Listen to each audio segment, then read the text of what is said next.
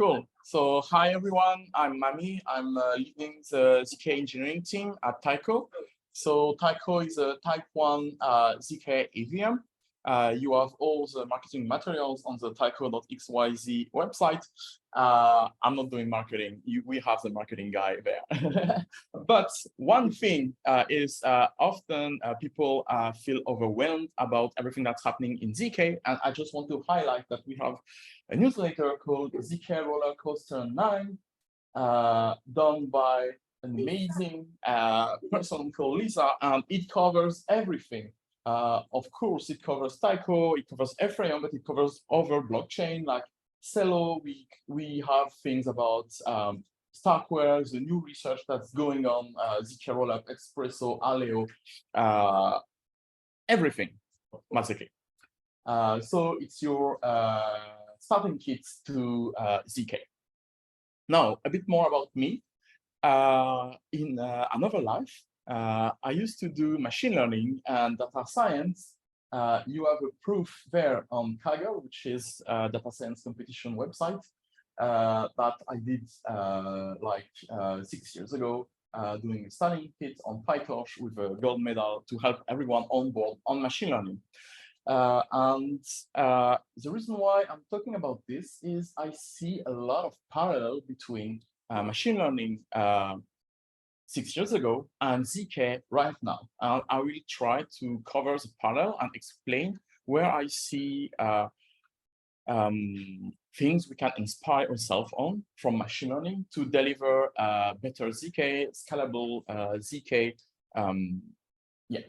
So a bit more about myself. You have my GitHub here. I've been writing a deep learning framework from scratch called ArrayMancer with 1.1 stars.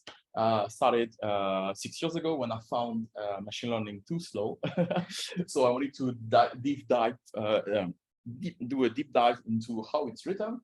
And similarly, in cryptography, I write something called Constantine, which is a library for ZK primitives. And currently, for example, it's the fastest as multiscalar multiplication.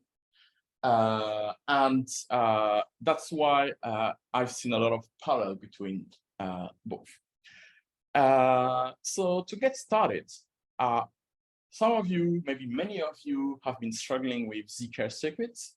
They have heard this term, these words being thrown around. And actually, in machine learning, when I started to learn how to implement machine learning, the first term I did was chapter 1, circuits. And we also had, like in ZK, let's see, zoom, can we zoom? Okay. Chapter 1, circuits, and we add addition and multiplication gates, just like in all ZK proof system right now. So this was 6 years ago in machine learning. It's today, well, it started a bit like 3-4 years ago, especially with Aztec in ZK. So when I learned machine learning, I did all of this, except that I didn't use JavaScript. I use a compile language and try to create an abstraction of top, which is where ZK is starting to go with many languages like Leo, Lurk, Noir. I have a whole list of 8 to 10. Cairo, of course, thanks to our Starkware friend. Have you heard of Keylong? No. Keylong is it's relatively new. It's developed by one of our collaborators, a company called BTQ. Okay. Chenmu Cheng, I don't know if you're familiar with him. He's a no researcher. Yeah. So everyone is doing many languages.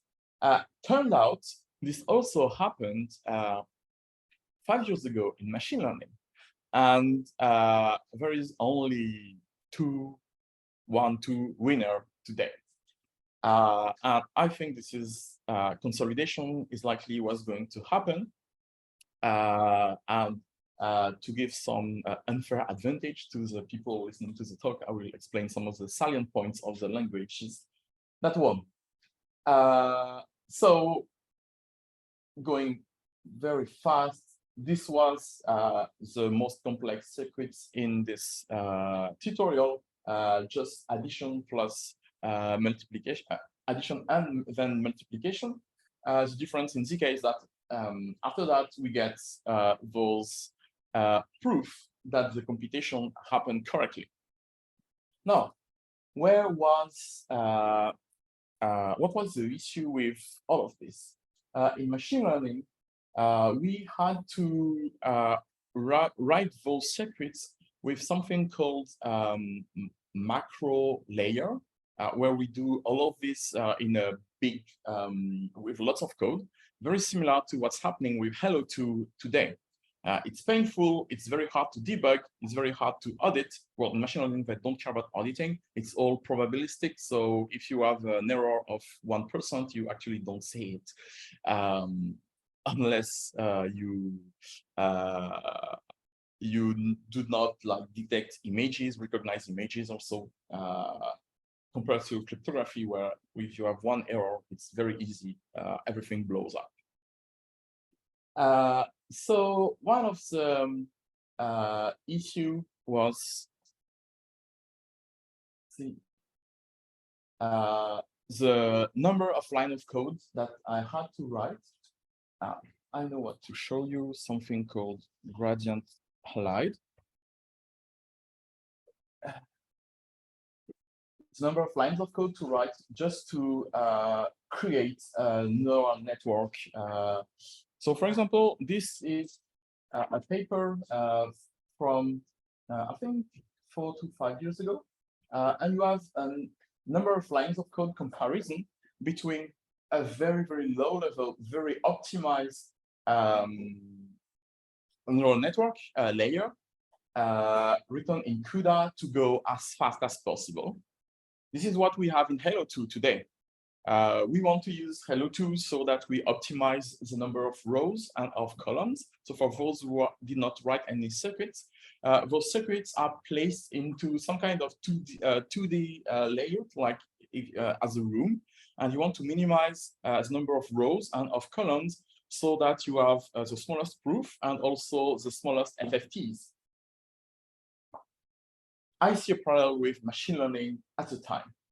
Then you had a high-level programming language. So this is PyTorch, 42 lines, except that it's much slower. It goes out of memory for 4 megapixel images that you analyze, while in CUDA it takes 2 seconds.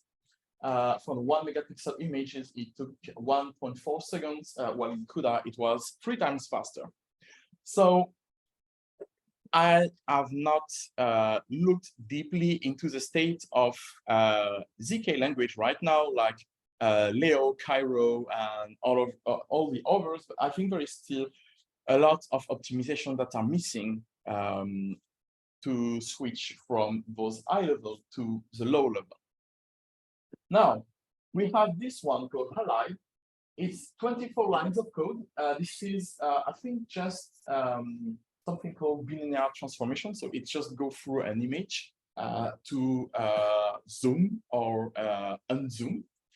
And somehow it's again about 20 times faster than the high level code, and still about 8 times faster than the low level one. How and why? They use compiler technology. So I think today it's especially RISC-0 that is doing MLIR and compiler optimization. They use compiler technology, and I see a parallel between, for example, register allocation, which is on a CPU, for example, not on a Mac, but on a classical PC, you have 16 registers, and you have only those 16 registers to do all your addition, subtraction, everything. And compiler needs to optimize how to use those 16 stuff. We have the same issue in ZK with optimizing 2D layout. And this is what this is doing. And I think the languages that will win will be those with a very optimized compiler that allow very few code to be written to be even more efficient than the Hello2 solutions or everything written from scratch that we have today. We see Hello2 list Sorry? from Axiom. Yes. The founder of Axiom said that he will try to come at this event. Yeah, he's in Paris, so you can discuss with him about this. But I've looked into it for now. It's a monorepo of the Hello2 KZG from Ephraim Foundation PSC team. And they only have macro optimization, so basically they're doing this. I thought that so Hello2 lib it kind of took out the dimension of the table for you. So basically, you just have a selector polynomial and a selector polynomial column and a device column, and then it somehow manages to. There's some way they like figure out how to have like multiple inputs to a particular polynomial, of course. Okay, I think that's an interesting point. I actually didn't look that deep into. When I looked into the Hello2 lib, I was trying to optimize the pairing circuits because for Taiko, pairing are very important due to the L3 requirement.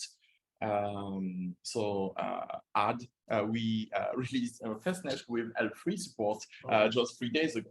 So you can try L3 Taiko on L2 Taiko on top of Ephraim on the Sepolia testnet. Nice. Check it out. I'm just curious, like, what activation function are you using? Is it a ZK-friendly activation function? I don't know. This is not. I'm just drawing a parallel between ZK and machine learning, but we don't do ZKML in Taiko. Oh, okay. Okay. But if you want to ask about activation function, there are the EZKL guys who were around in one of the accounts, maybe this one, and they were mentioning, they were using a very specific one. So yeah. So conclusion, compiler technology.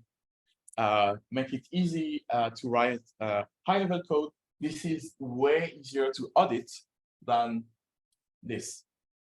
And auditors are very expensive right now.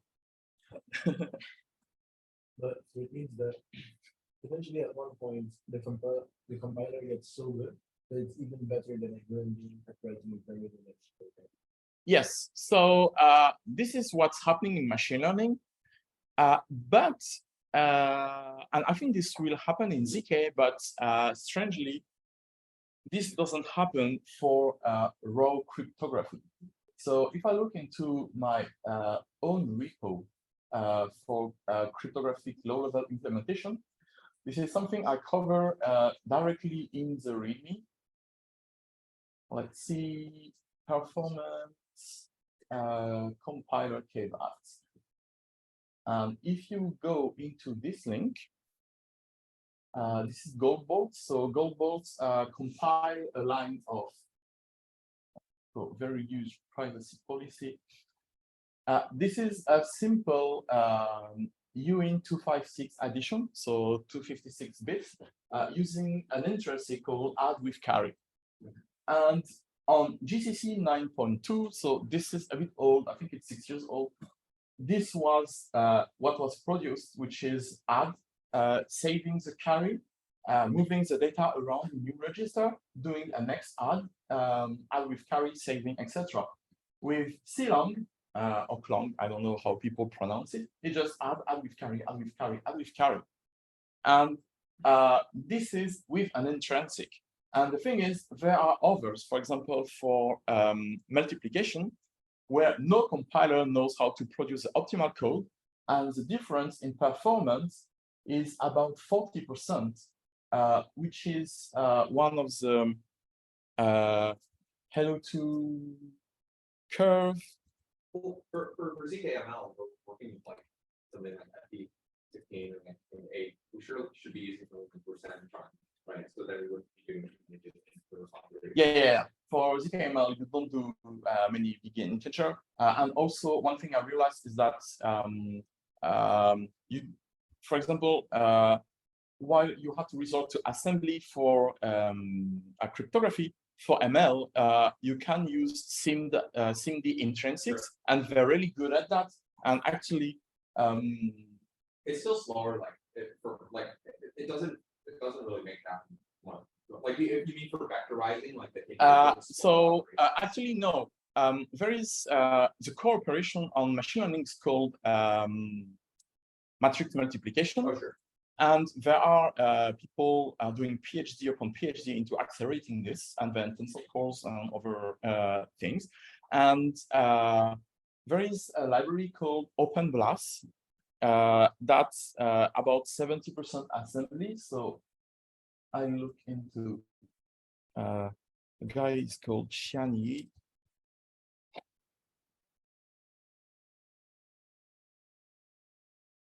OpenBLAS is an optimized library that does matrix multiplication. I think it's about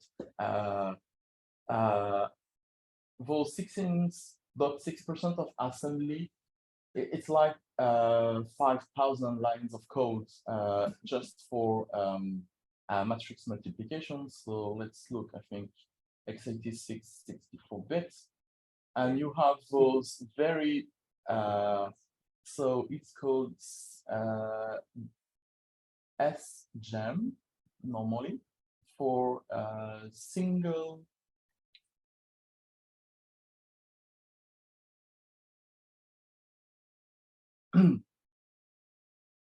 So let's take Skylake X, which is the latest architecture. That's fine. So this is basically what I was explaining in the code comparison. This is the low-level, very optimized code with register specific register allocation, and it's all assembly. It's impossible to audit. Like impossible. You have thousands of lines of code, and you have to keep this in mind. And so one thing I didn't say is that I'm also a high-performance computing enthusiast. So I wrote my own multi-threading library. I did a compiler using SIM intrinsics for matrix multiplication. It's in my benchmarks. And this compiler does what they do in 10 lines of code. So when I need to add a new SIM support, I just do those microkernel generator, AVX 512, and 13 lines of code, and you have something that is as efficient as those 2,000 lines of assembly that you've seen. And this is something that I hope on the ZK side we also get, like Rust macro, compiler with AST. A macro for inline assembly kind of a deal? Exactly. It's a macro for inline assembly. It's using the NIM programming language, which is Python with types.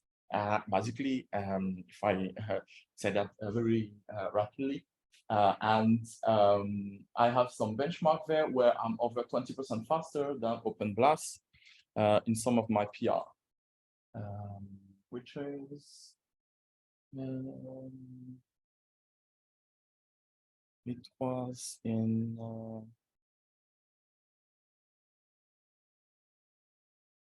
let's see. I think it was this one.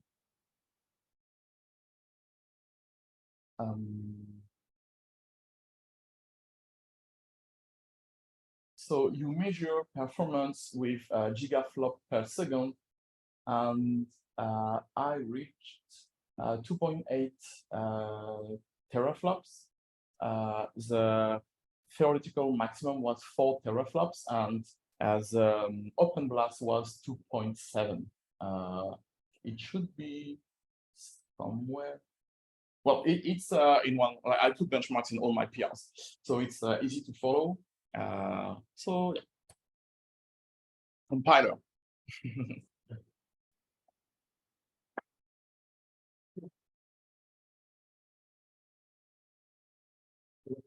thing do it? Sorry? Why is it so much better than the hash code one? Well, most of the bottleneck right now on current CPU is not the number of operations that you do per cycle. A cycle is one, like if you have a 4 gigahertz CPU, a cycle is 1 divided by 4 billions. It's the memory. It's how fast you get data to be processed. And it's even worse with hyperthreading, because with hyperthreading, you have your hyperthreading, the whole reason it's used is because those CPU core can handle a lot of operations in parallel. We call that superscalar or instruction level parallelism. But getting data is too slow, and with hyperthreading, you have basically you want to get data for two different things, and they conflict with each other. They evict themselves from L1 and L2 cache. And if you want to see how complex the memory optimization I do on the machine learning side, and I have the same for my cryptographic accelerator, you can go into benchmark, matrix multiplication, and I do some, let's see, it's in common, and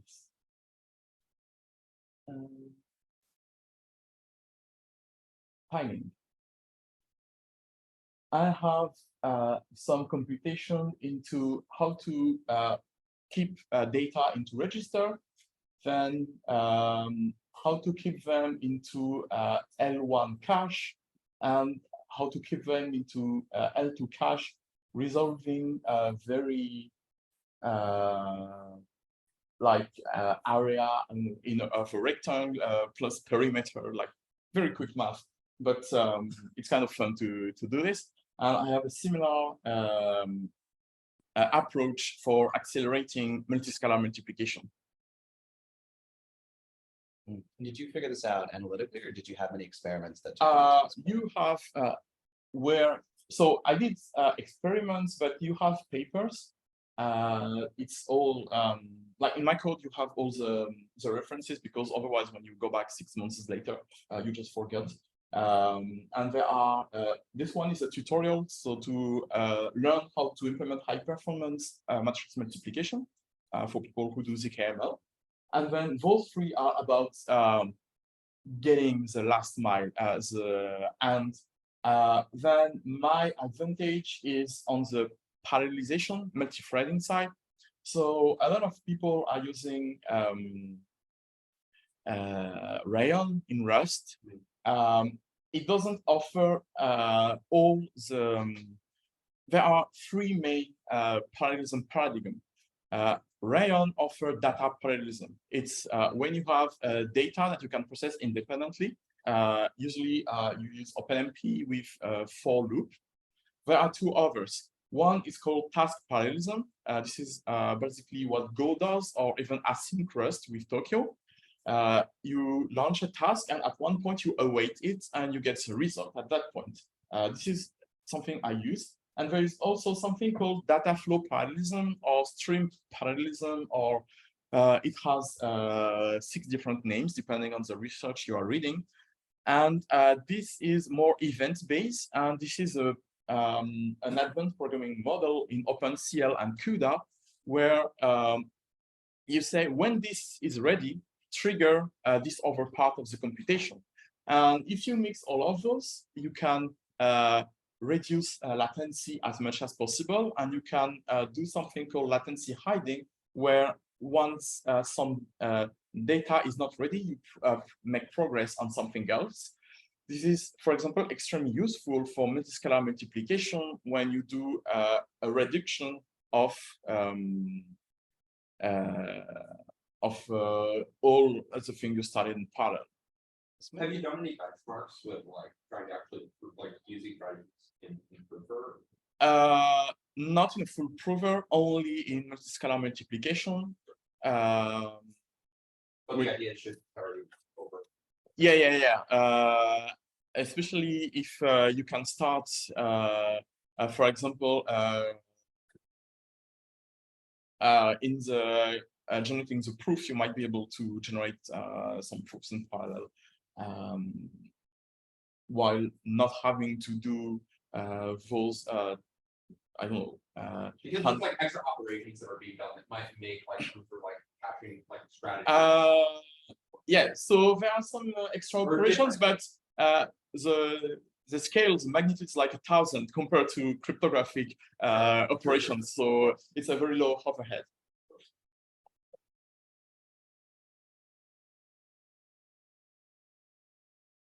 And if you want to finish on the multiscalar multiplication benchmarks, it was a couple of months ago. So I was trying to tune a multiscalar multiplication on my machine, which was 18 cores Skylake X CPU, and I benchmarked against NARC. I found a bug, a performance bug on their site, tagged the team. So NARC is from Linear. From Blast, which is sponsored by Falcon and the FRM Foundation. I'm 2.4x faster. Most of it is due to those memory optimizations. A benchmark against Bellman, 35% faster. Barentenberg from Aztec, 25% faster. And a couple others in others. And I plan to, I have a detailed issue on how to port those to PSE team, Halo 2 KZG.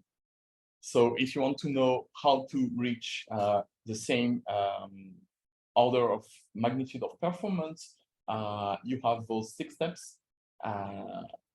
Yeah. Is that like already a PR or is it still it's an issue, and people in the team are working to make this, but it's implemented in my own NIM repo, and now we need to convert this to Halo 2 KCG.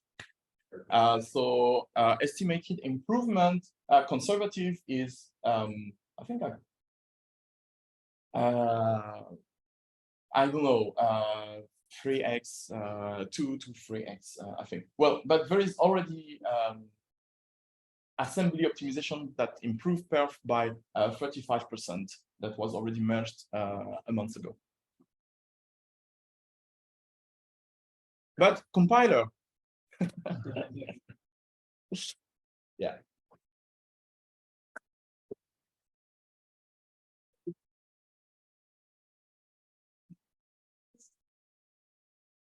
Next up, we also have Carter from.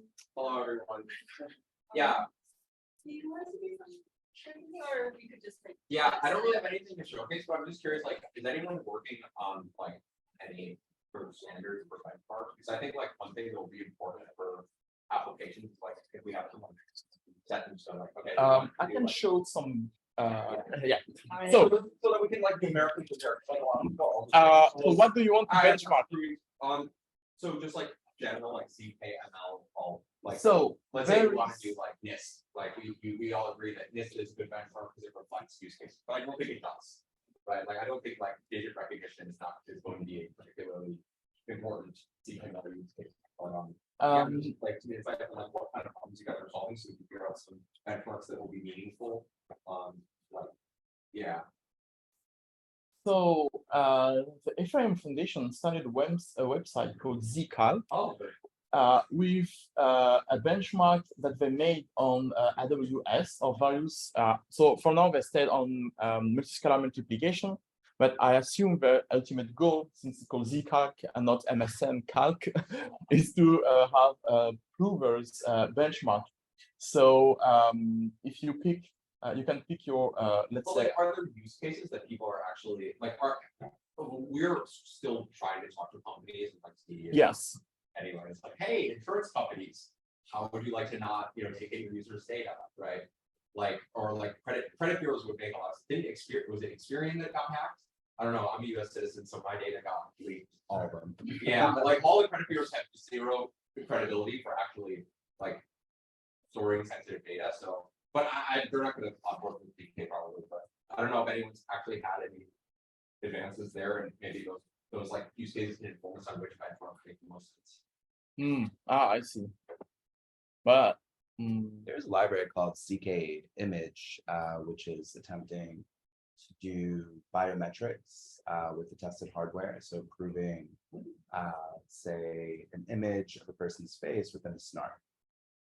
And that has all sorts of performance issues. okay, but I think we can just reuse some of the ML benchmark, like maybe multi-layer perceptron, and use that as ZK and put that as a standard. Yeah, Because the data is available to everyone. It's easy to Dockerize.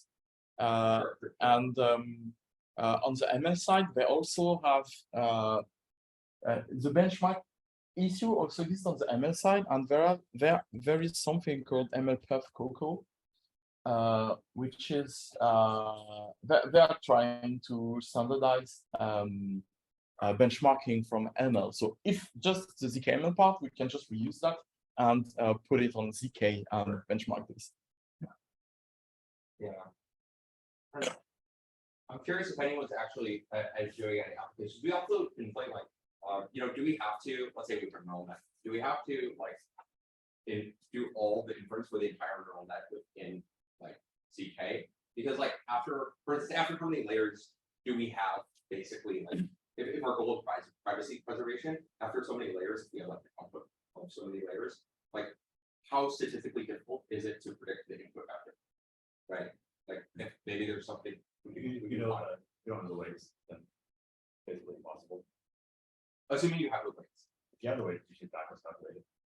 But can but like, okay, so there's like different ways to arrive at different results, right? So like of course you can statistically like basically we for each like input bit, we have like some like number from 0 to 1 as to what we believe the probability is. And like how random is okay with that? Because I don't know. I haven't seen like there's been people like working on like Circom provers for inference has been very, very slow.